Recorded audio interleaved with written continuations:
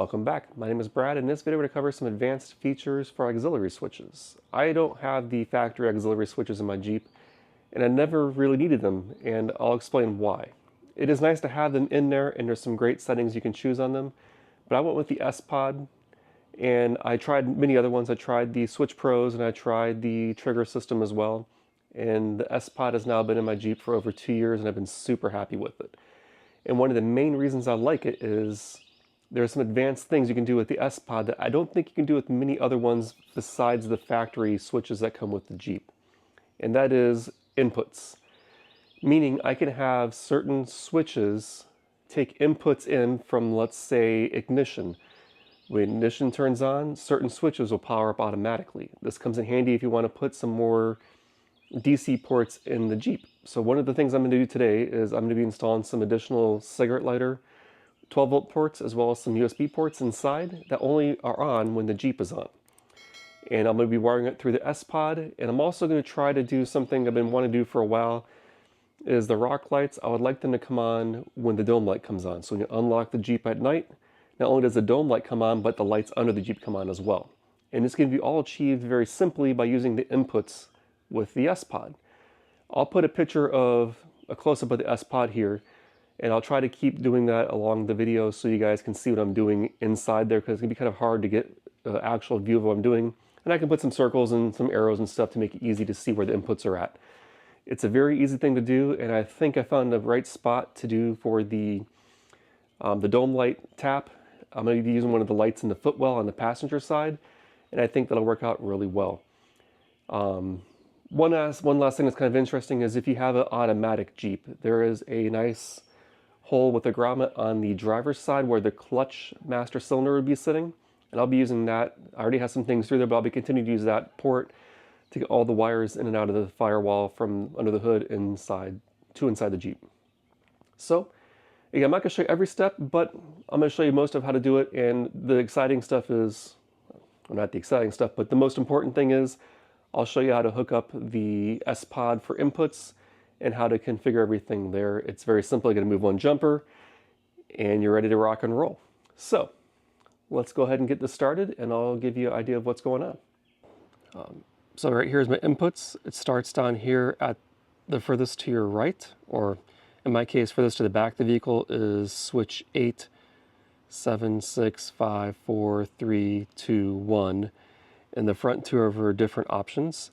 This jumper here, if it's closest to this junction here, is for a positive switch, and if it's furthest away from it, if it's that side of it, is for a negative switch. And since I'm using positive switch, so when these things get positive voltage coming through them, I want to switch on it. So this one here is tied to my ignition, and this one here is tied to my courtesy lights.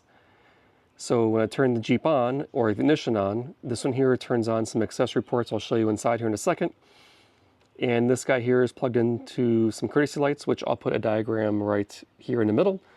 How I plugged into my courtesy lights, I did the driver's side one. You can do the passenger side as well, it doesn't make a difference. But this one here, when you unlock the doors or open a door and the courtesy lights are on, or the dome light, it also turns my rock lights on too. So when you're walking up at nighttime, it lights up underneath the Jeep as well as inside the Jeep. That's pretty much it. These here are your switches. 1, 2, 3, 4, and then 8, 7, 6, and 5. And then when you're all said and done, you pop the cover back on and you're good to go. All right, so inside the Jeep, I didn't want a bunch of stuff plugged in here. And eventually I'll move all this. I'll have this blank. And down here I have an inverter. It also has extra USB ports and USB-C. This comes in handy on trips, helps keep things charged up. And then I also wanted a place to plug in my wireless charger here, as well as an extra cable for an iPad when I have it hooked up here. So inside the glove box, in the back glove box, I have more 12-volt cigarette style outlets, as well as a USB quick charge and a USB-C PD port. So it'll be more than enough charge. There'll be more than enough charge your iPad while driving down the road, and the quick charge will give enough voltage to get this to actually charge the phone versus just keeping it on. And inside here I have some extra ports. I'll be using that to power the inverter and a few other things, just to clean up this area here to keep it all nice and clean. Okay, now with the inputs fully wired up, when you open the door, you'll notice the rock lights will turn on automatically.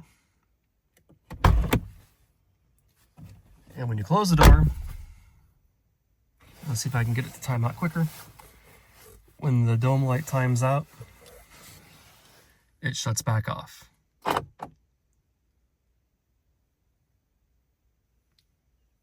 And there you go.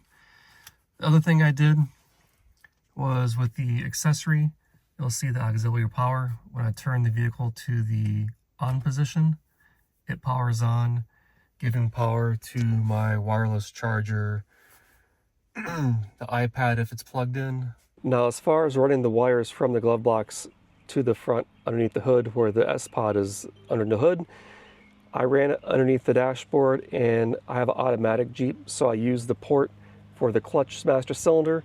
I ran it through there along with my extra wire for the input for the courtesy lights, and I ran it up to the sPod. Hope you find this interesting. I did not find a whole lot of videos on how to use inputs on sPods. I hope this works out well for you. If you have questions, leave them down below, and thank you for watching. See you in the next video.